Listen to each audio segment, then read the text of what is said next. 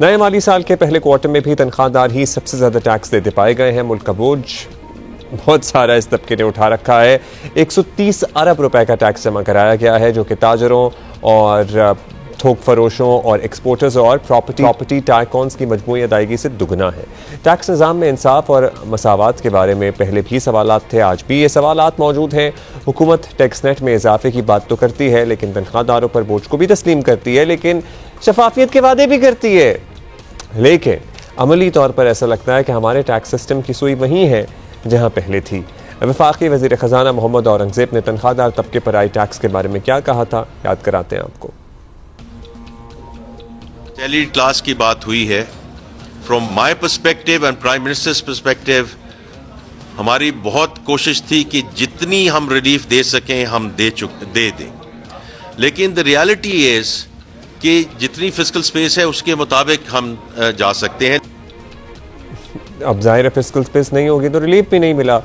सिर्फ यही नहीं है, IMF की जानिब से भी हुकूमत से टैक्स इस्लाहात में इजाफे का न सिर्फ मुतालबा किया जाता रहा है, बल्कि टैक्स नेट में इजाफे के लिए बहुत सारी तजावीज़ भी दी गई हैं। और तो और ख़ुद वज़ीर आज़म शहबाज शरीफ भी कह चुके हैं कि तनख्वाहदार तबके के अलावा दीगर तबकात को भी टैक्स में हिस्सा डालना होगा। मतलब बहुत सारे इक़दाम किए जा रहे हैं। सुनिए वज़ीर आज़म ने क्या कहा। मैं समझता हूँ आम आदमी ने जो कुर्बानियाँ दी हैं, तनख्वाहदार तबके ने जो पिछले बजट के हवाले से बोझ उठाया है, वो कहते हैं कि हम तनख्वाहदार हैं, हमने तो 400 अरब दिया ख़जाने को। माशरे के जो बाकी साहिब हैसियत दौलतमंद जो तबके हैं, उन्होंने हमारे मुकाबले में कितना कंट्रीब्यूट किया है। ये एक ऐसा सवाल है जो मुझ समेत अशराफिया को जवाब देना है, लेकिन इसका जवाब आज भी हम तलाश कर रहे हैं। FBR लाइफस्टाइल मॉनिटरिंग सेल भी कायम करता है, सारा कुछ करता है, कुछ इन्फ्लुएंसेस पे हाथ भी डालता है, लेकिन मतलब कितना ही मुश्किल है।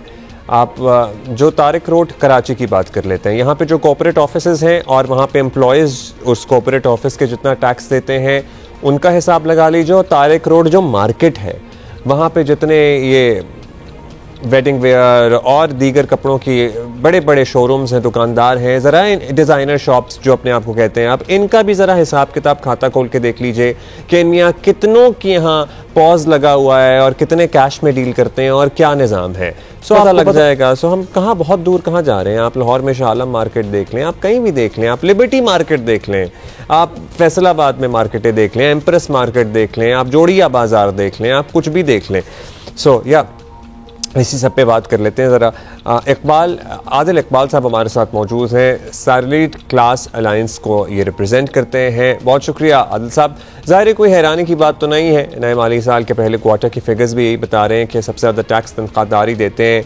हुकूमत के वादों नारों के बावजूद आपको लगता है कि कुछ तब्दीली आई है या मायूसी बढ़ी है? जी बिल्कुल आप भी समझ सकते हैं कि मायूसी तो बहुत शदीद मायूसी है इस वक्त, न सिर्फ अवाम में बल्कि तनख्वाहदार तबके में शदीद मायूसी है। इसलिए कि तनख्वाहदार तबके ने, आपने अभी देखा कि इस क्वार्टर के नंबर्स आए हैं जो बता रहे हैं कि 29% टैक्स यानी 130 अरब रुपए टैक्स तनख्वाहदार तबके ने दिया, जबकि टोटल अगर हम देखें एक्सपोर्टर्स, रिटेलर्स, होलसेलर्स, इन सबको मिला के भी ज्यादा टैक्स दिया हमने। सिर्फ एक्सपोर्टर से देखें तो 3 गुना टैक्स एक्सपोर्टर से ज्यादा दिया तनख्वाहदार तबके ने। तो इसमें तो शदीद मायूसी है, इसलिए कि तनख्वाहदार तबका तो आपका वैसे ही पिसा हुआ है।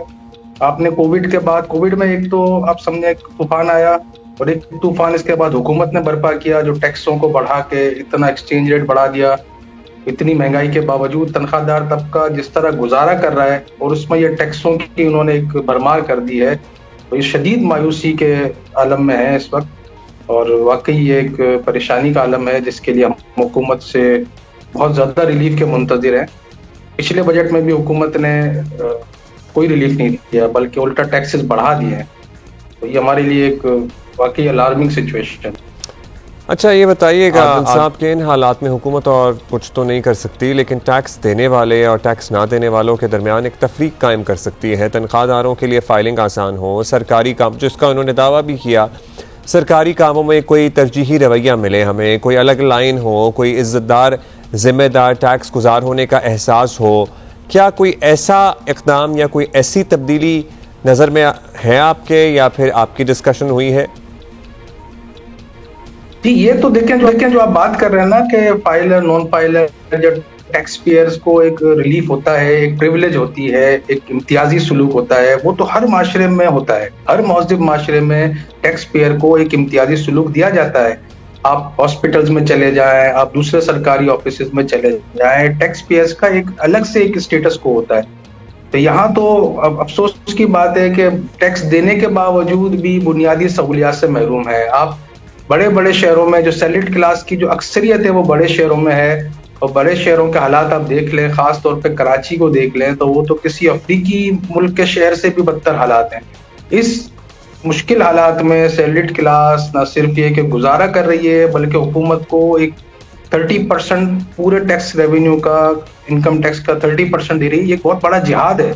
लेकिन सैलरीड क्लास की अब जो है वो हिम्मत खत्म हो चुकी है। हुकूमत को इस मामले में गौर करना पड़ेगा, उसमें कोई दूसरे मुतबादिल ज़राए इख्तियार करने पड़ेंगे, क्योंकि सैलरीड क्लास के पास अब सकत नहीं है कि टैक्स दे सके। उसको फौरी तौर पे हुकूमत को रिलीफ देना पड़ेगा और इसके लिए मुनासिब इक़दाम करने पड़ेंगे। शुक्रिया आपका आदिल इकबाल साहब, आप तो खासे दिल बर्दाश्त हमें दिखाई और सुनाई दे रहे हैं। अभी एक ब्रेक लेते हैं। एक और बड़ा इंटरेस्टिंग इशू है जो हमने आपसे डिस्कस करना है। इंटरेस्टिंग क्या, आर्टिफिशियल इंटेलिजेंस, अब ये AI, ChatGPT, DeepSeek, ये सब हमारी ज़िंदगियों का भी अब हिस्सा बनती जा रही हैं, लेकिन इसके क्या रोज़गार पे असरात मुरतब होंगे,